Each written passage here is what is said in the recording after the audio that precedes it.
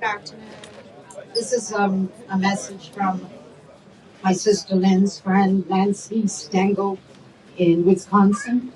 They've been friends for 53 years, a longtime friend. She met our family in 1968 when our mom brought me, Donna, and Ken to New Jersey. Lynn was 8, I was 9. We stayed in touch back then by writing letters, lots of letters. We were told phone calls were very expensive back then, but we were able to call each other a few times a year. Throughout the years, we spent many holidays and summer vacations together, either in Jersey or Bermuda. Then became a part of the Rostowski family, and I became a part of the Flood family. And our mothers had no trouble disciplining either one of us, which we sometimes deserved. A few late nights, a few skip school days for Lynn, couple of sneaking out of the house nights. Aunt Joan and Aunt Dot had their hands full with these teenagers.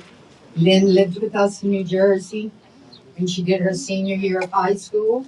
And although she lived in the dorms at nursing school, it wasn't unusual to find Lynn spending the weekend at our home, especially if spaghetti was on the menu.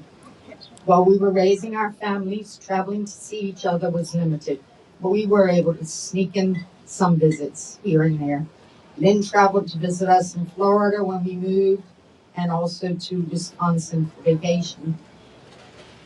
And I still got back to Bermuda a few times and met Lynn and her mom in Boston when Aunt Joan needed a procedure at hospital.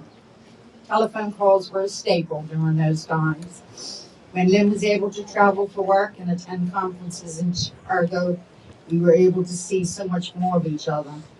And when the kids were all older and grown, we got to spend more time together and make so many more memories. Video calls replaced letters and phone calls. It was just like being together. Traveling with Lynn and Andre for Lynn's 60th birthday was something I am so grateful I was able to do. Our friendship withstood some obstacles in 53 years, but we weathered through them. There was a special bond between us and our closeness to each other's family that intertwined our relationship. Our Ruskowski and Stengel family love her deeply and forever feel an emptiness without her. There are so many words I could use to describe Lynn: loving, caring, fun, compassionate, smart. The list goes on. She was one of a kind. I am so thankful Lynn is in my life. I just wish she could be here longer. I will forever miss my best friend. Love you, Lynn, until we see each other again. And we have a couple of cousins that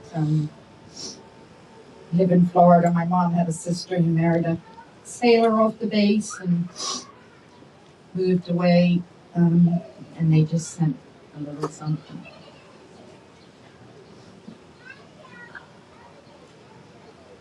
Bear with me.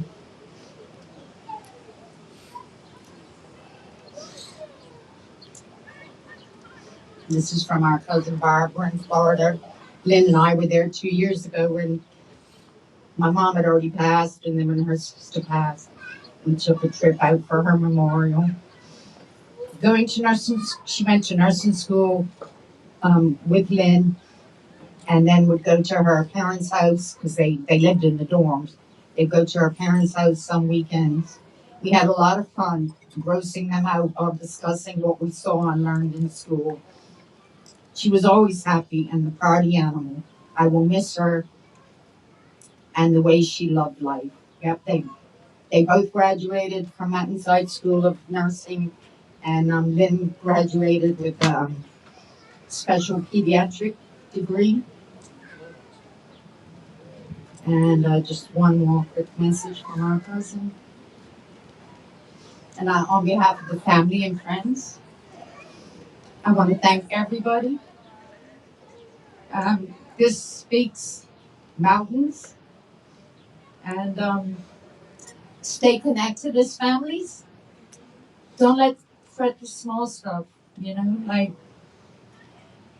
each and every one of us is going to have a memorial or a burial And if there's something you need to amend with your family, do it now. I ask that of you. There are some families that are estranged. Now people don't think I'm out of line. They don't even know what they're estranged about anymore. It's been so long. And the world is in the SH1T it's in because family is on the back burner for a lot of people. And it's not about who's right or who's wrong. Being a humble doesn't mean you're guilty or you're innocent. And I pray if any of you have anybody in your life that if you heard they passed away today, you would have regrets. Deal with it today. Tomorrow is not promised to any of us. I beg that of you. It's family should be of the utmost importance. One last thing. I'm sorry about that, but it's been weighing on my heart.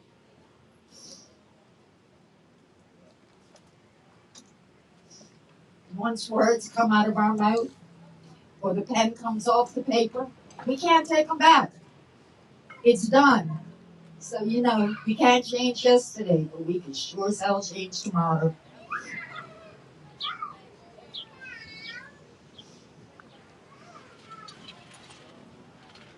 Oh, my cousin Linda. Here's the last one, people. Sorry about this. From our cousin Linda, my mom's sister had 4 girls. My heartfelt thoughts go out to everyone, even my cousin Lynn. She will be missed. She always had the ability to make me smile because she enjoyed life so much. She cared about others so much. And Lynn had a knack of focusing on only you whenever she spoke with you. This always made me feel special. I remember when my family went to St. Augustine, Florida with Lynn and Andre over 10 years ago.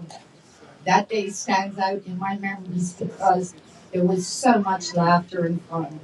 My son Alex and I talked about Lynn last night, and when I asked him if he remembered her, he said, "Of course, I remember her. She was fun." Both Alex and I are going to miss her smile. Love, Linda and Alex Johnson. Again, thank you so much for being a part of my sister's life, and she'll be watching it every part. Trust him. Thank you. Thank you.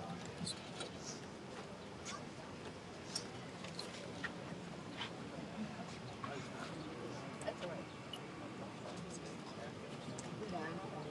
There's 8.